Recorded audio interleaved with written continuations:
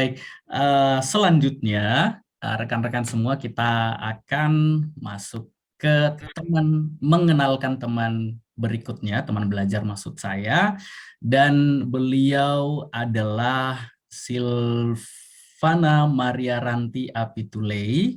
Beliau adalah komisioner Komisi Perlindungan Anak Indonesia dan saat ini sudah hadir bersama kita pastinya, dan saya akan menyapa lebih dahulu supaya memastikan apakah koneksi dan juga mikrofon beliau sudah bisa difungsikan dengan baik. Halo, selamat sore Ibu Silvana.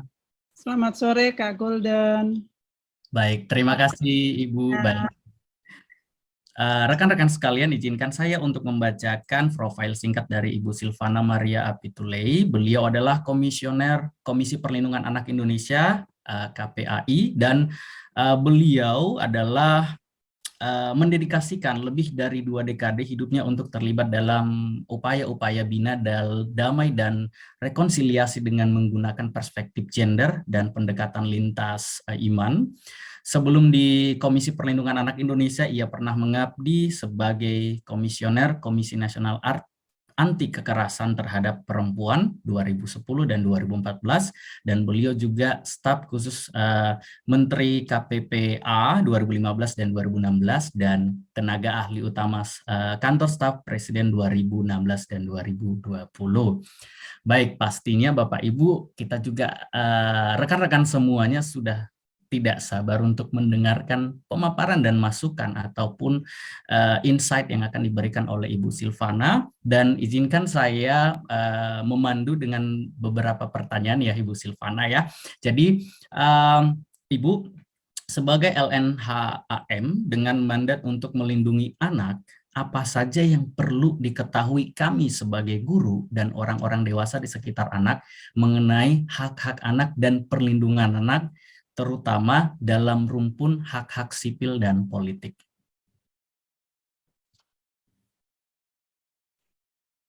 Baik, selamat sore semuanya. Sekali lagi terima kasih teman-teman sekalian. Saya sebenarnya sudah menyiapkan bahan ya untuk presentasi. Saya izin boleh nggak saya sampaikan poin-poin yang sudah saya siapkan ini ya, Kak Golden, sebelum boleh Ibu. Siap, baik. Sebelum merespons ada isu khusus yang diharapkan dari saya. Baik. Terima kasih Ibu diperbolehkan, namun perlu kami sampaikan bahwa waktu yang kita miliki adalah 15 sampai 20 menit. Baik, ya, terima kasih. Ya, terima kasih. Nah, baik kawan-kawan sekalian, yang pertama soal pemilunya, karena konteks isu yang kita sedang bahas pada siang sampai sore ini adalah pemilu ramah anak ya.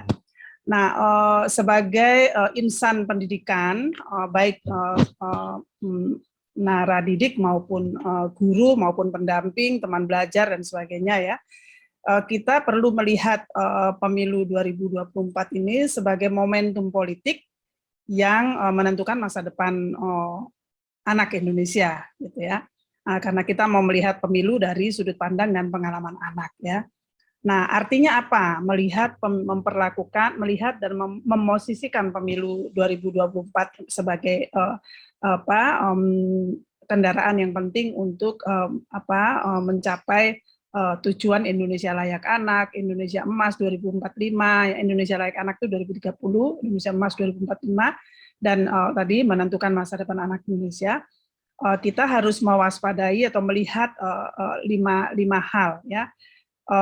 Yang pertama, di dalam setiap pemilu yang kita perhatikan di Indonesia ini, baik pemilu 5 tahunan maupun pemilu pilpres, pemilihan legislatif, pileg maupun pilkada, ya, anak itu masih menjadi isu yang marginal, ya, bukan isu kunci dalam politik, bukan isu sentral dalam politik dan pemilu, ya. Anak tidak pernah menjadi satu pokok bahasan yang penting dalam wacana pengambilan keputusan tingkat regional maupun nasional, ya. Nah, dalam hal ini dalam pemilu. Nah, kalau kita mendengar pemaparan visi misi oleh capres dan cawapres, nah di situ kita baru dengar ya, itu pun kan wajib ya, diwajibkan oleh KPU. Jadi maka muncullah ide-ide dan gagasan atau visi misi para calon mengenai bagaimana program pembangunan bidang perlindungan anak gitu. Nah, yang berikut ada masalah tantangan yang kita hadapi dalam membicarakan pemilu yang ramah anak adalah absennya komitmen politik dan program perlindungan hak anak yang komprehensif, berkelanjutan dan menyelesaikan akar masalah. Jadi kalau kita lihat memang komitmen pemerintah tidak selalu komprehensif sebagaimana seharusnya ya, dan menyentuh akar masalah. Kalau teman-teman perhatikan misalnya komitmen pemerintahan yang hari ini sedang berkuasa ya, itu fokus pada 3 masalah anak ya, menghentikan perkawinan anak, menghentikan kekerasan terhadap anak, mengurangi angka pekerja anak ya. Nah, tetapi kalau kita lihat program pemerintah, kementerian, lembaga secara keseluruhan, apakah akar masalah yang mengakibatkan munculnya 3 masalah besar ini ditangani? Nah, itu jadi tanda tanya. Ya. Nah, yang berikut, sebagaimana disampaikan oleh Ziva dan Ibu Endang tadi ya, anak kan berhak bebas dari eksploitasi dan berhak berpartisipasi dan didengar suaranya. Nah, ini 2 hal ini belum menjadi bagian dari pendekatan berpolitik selama pemilu dan pilkada. Nah, itu terbukti dengan masih terjadinya berbagai bentuk diskriminasi dan kekerasan dan eksploitasi terhadap anak dalam kegiatan politik dan pemilu. Nah, pada akhirnya ya poin saya yang terakhir mengenai hal pemilu 2024 yang menentukan ini, pemilu 2024 ini akan menentukan berhasil atau gagalnya ya, jadi kita akan berhasil sebagai bangsa atau gagal ya dalam hal mengelola bonus demografi.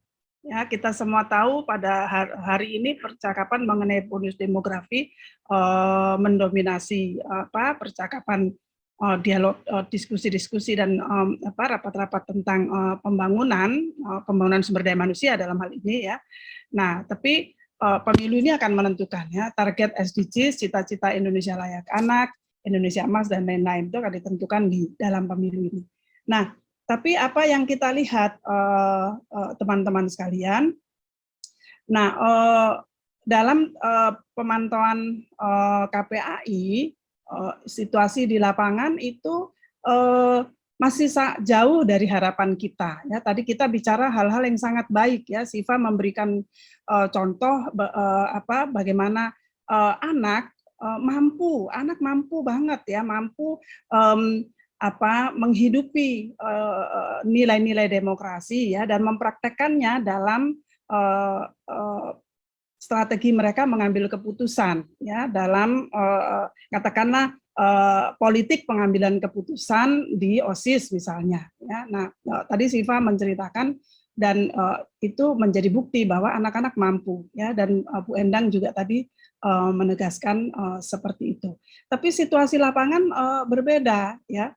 Memang di lapangan sebagaimana dipantau oleh KPAI, anak atau remaja dalam hal ini ya sampai 17 tahun ya, belum 18 tahun lah, itu memang mereka bukan lagi follower, tapi mereka sudah menjadi peserta aktif kegiatan politik. Tapi tantangannya adalah mereka ini rentan terlibat dalam aksi anarkis dan perbuatan kriminal ya.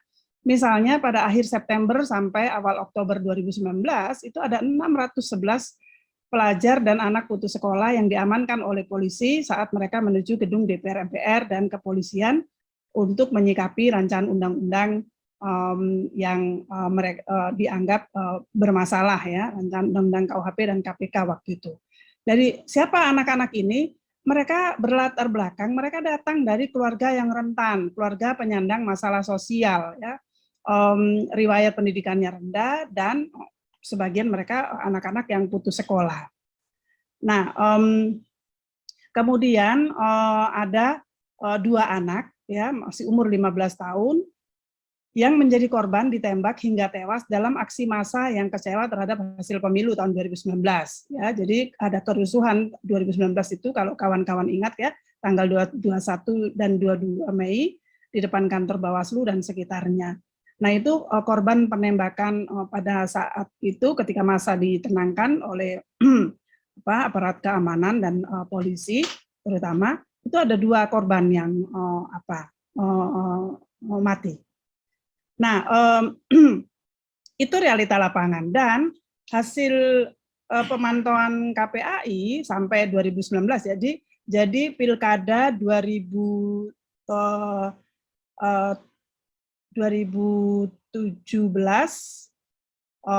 pemilu 2019 dan 2014 ya. Nah, ada 15 bentuk pelanggaran hak anak dalam pemilu. Nah, ini saya mohon kita ingat ya, kami juga, saya sebagai orang baru dalam KPAI ya, terus mengingat karena ini adalah bagian dari bahan belajar untuk publik ya. 15 bentuk pelanggaran hak anak dalam pemilu, yaitu memobilisasi. Jadi apa yang terjadi, partai politik peserta pemilu memobilisasi anak, massa anak, kemudian yang kedua, menggunakan anak sebagai penganjur atau juru kampanye untuk memilih partai atau caleg tertentu, lalu menampilkan anak sebagai bintang utama dari suatu iklan politik, atau menampilkan anak di atas panggung kampanye partai politik dalam bentuk hiburan ya. Jadi misalnya anak menyanyi gitu ya dalam kampanye, panggung kampanye, kemudian menggunakan anak untuk memakai dan memasang atribut partai politik, menggunakan anak untuk melakukan pembayaran ya politik uang kepada pemilih dewasa dalam praktek politik uang oleh parpol dan kepala daerah, dan ini sudah ditemukan kasusnya oleh Bawaslu pada tahun ini ya 2023 ini, menggunakan anak sebagai alat untuk politik uang dengan bermacam-macam cara, antara lain juga memberi hadiah untuk game online, itu temuan Bawaslu. Kemudian mempersenjatai anak atau memberikan benda tertentu yang dapat membahayakan dirinya atau orang lain. Ya, ini pemilu-pemilu yang lalu dan pilkada yang lalu. Berikutnya memaksa, membujuk atau merayu anak untuk melakukan hal-hal yang dilarang selama kampanye, pemungutan suara atau penghitungan suara, bahkan pasca penetapan hasil pemilu. Atau orang-orang tua yang membawa bayi atau anak yang berusia di bawah 7 tahun ke arena kampanye terbuka yang membahayakan anak. Melakukan tindakan kekerasan atau yang dapat ditafsir sebagai tindak kekerasan dalam kampanye, pemungutan suara atau penghitungan suara, seperti kepala anak digunduli, tubuhnya disemprot cat ya, dan seterusnya, digambar-gambari dan seterusnya. Atau peserta pemilu melakukan pengucilan, penghinaan, intimidasi, atau tindakan-tindakan diskriminatif kepada anak yang orang tuanya atau keluarganya berbeda atau diduga berbeda pilihan politiknya. Nah, atau memprovokasi anak untuk memusuhi atau membenci calon kepala daerah atau parpol tertentu, ini yang sangat banyak ya, pelanggaran yang ini sangat banyak, dan melibatkan anak dalam sengketa hasil penghitungan suara. Nah, itu kasus yang tadi saya ceritakan ya, kasus tahun 2019 di mana anak dimobilisasi untuk ikut protes anarkis menolak hasil pemilu 2019. Nah, itu pelanggaran di lapangan ya. Jadi situasinya tidak seindah yang kita bayangkan. Kemarin tahun 2023 ini juga ya, beberapa bulan yang lalu sudah ada sekolah yang didatangi oleh partai politik, kemudian digunakan untuk tempat deklarasi calon ya, deklarasi capres, lalu guru-gurunya dijadikan panitia dan seterusnya. Nah, memang KPAI belum mendapat penjelasan mengenai dari sekolah mengenai kasus itu, tapi KPAI selalu berkoordinasi dengan Bawaslu untuk memastikan bahwa tidak ada sekolah yang digunakan sebagai arena atau ruang kampanye politik oleh parpol tertentu, sebagaimana tadi harapan Bu Endang ya. Nah, jadi dengan kata lain, pemilu serentak, pemilu pilpres dan pileg dan pilkada serentak 2024 ini masih menyimpan potensi pelanggaran yang sangat besar. Ya, belum lagi yang terbaru itu temuan Bawaslu, ada pemalsuan, ini yang paling banyak ya, pemalsuan data anak.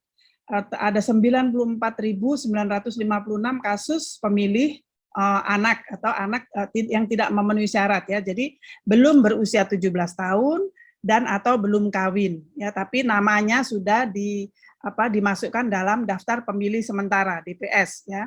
Nah, ini ada 94.000 lebih, bayangkan ya, hampir 95.000. Nah, ini pelanggaran yang paling banyak ditemukan di beberapa wilayah di Indonesia. Dan kemarin terhadap pelanggaran ini KPAI sudah menyurat kepada Bawaslu dan KPU agar mencoret nama peserta pemilu yang tidak memenuhi syarat itu ya, atau anak yang dijadikan peserta pemilu dalam DPS.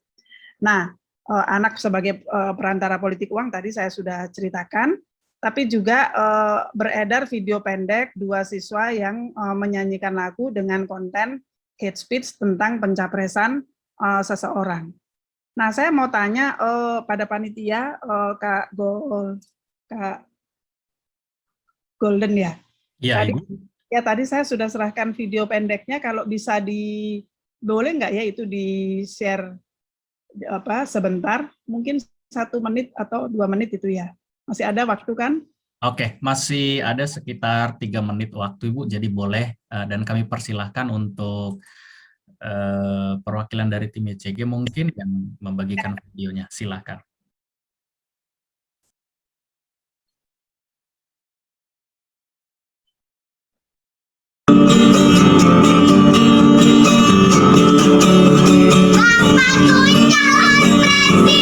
Tapi hobinya nonton bokep, beri komentar kami netizen, pantes coba jadi presiden.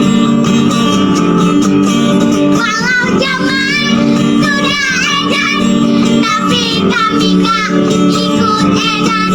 Nonton bokep kok dibanggakan, bapakku gak mantan bikin panutan.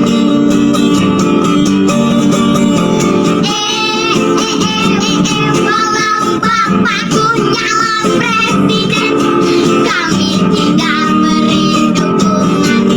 Tak pantas jadi pimpinan, nonton bokep kok dibanggakan.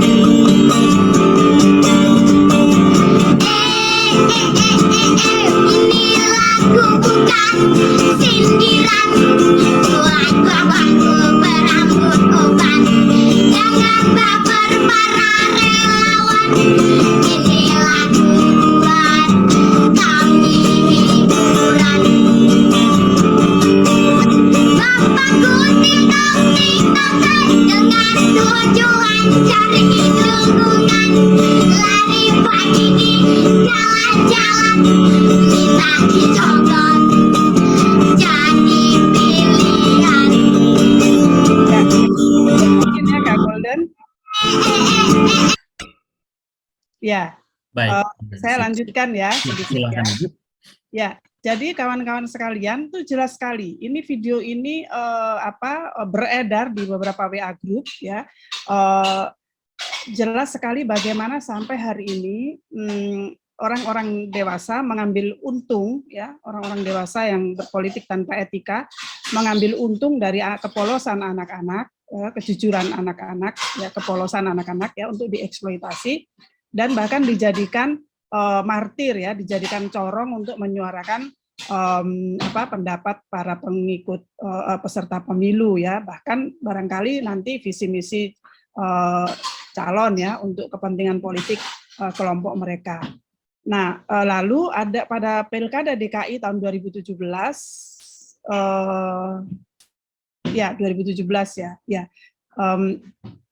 itu anak-anak dimobilisasi untuk melakukan ujaran kebencian, isu sara dalam sebuah aktivitas outdoor publik ya, dan itu pelanggaran itu orang-orang dewasa yang memobilisasi anak-anak ini tidak segan-segan mengerahkan anak untuk menyuarakan hate speech dan pesan-pesan politik sara ya.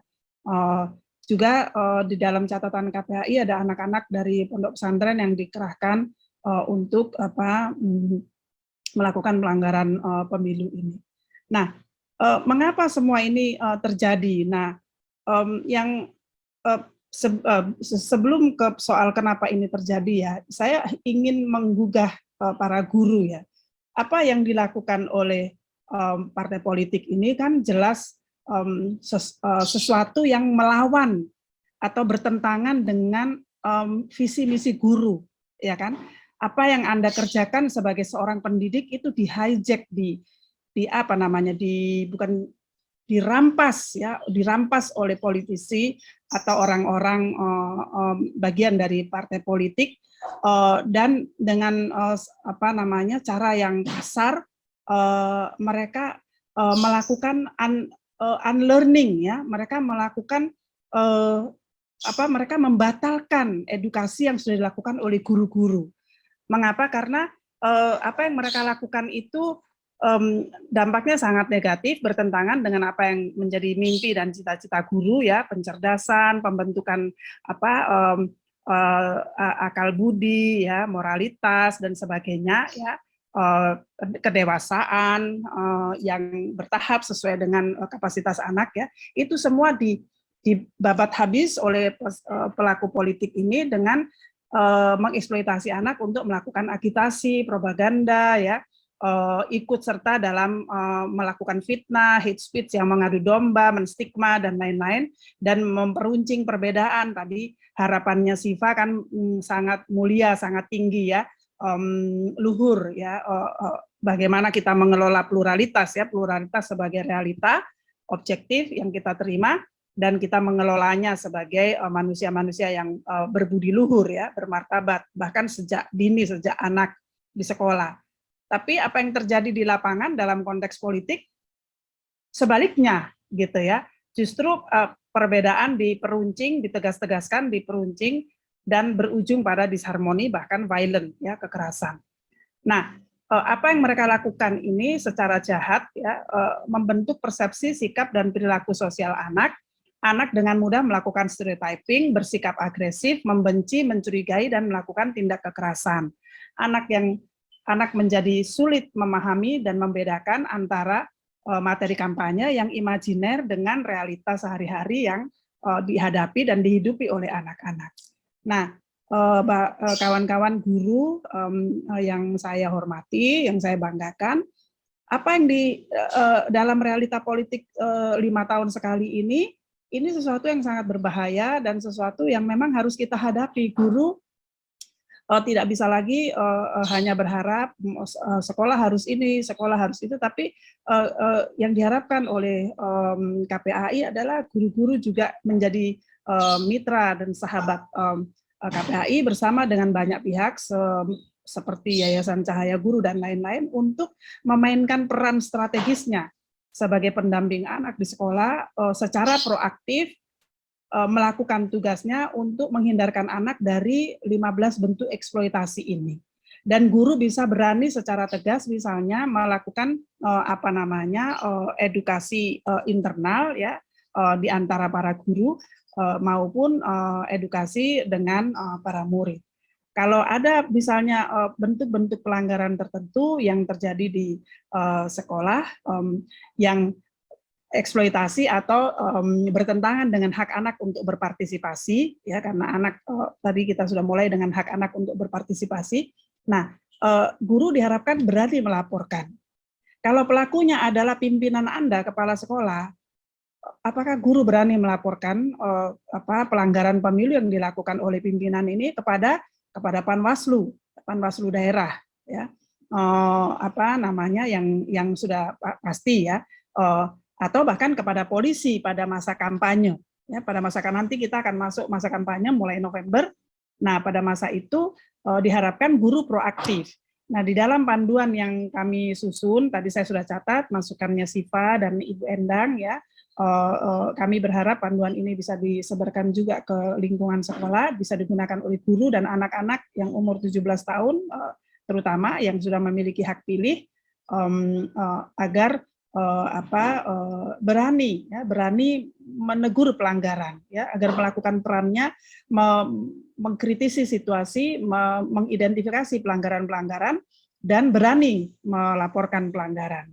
Nah, kalau anak dalam bahasa pemerintah ya, Kementerian Pemberdayaan Perempuan dan Perlindungan Anak itu punya program 2P ya, anak sebagai pelopor dan pelapor ya, dalam bahasa hak asasi manusia yang yang dipublikasikan oleh KPAI, anak menjadi pembela HAM ya, anak berani melaporkan pelanggaran-pelanggaran yang terjadi di sekolahnya dan di lingkungannya terkait dengan dalam konteks politik dan pemilu. Nah, itu yang kami harapkan agar dengan demikian kita bisa mencegah sedapat mungkin mencegah eksploitasi dan pelanggaran hak anak dalam pemilu.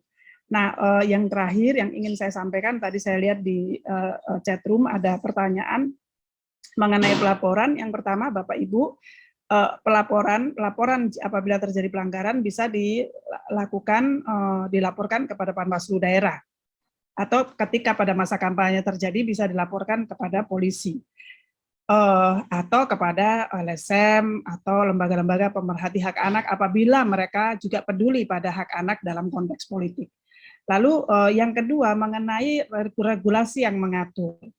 Memang Bawaslu sendiri juga KPU mengakui keterbatasan regulasi yang mengatur. KPAI melakukan advokasi, berusaha ikut mengisi PKPU, peraturan KPU mengenai kampanye, ya, jadi terutama mengenai kampanye, agar tidak terjadi eksploitasi anak, karena eksploitasi itu lebih banyak terjadi pada masa kampanye.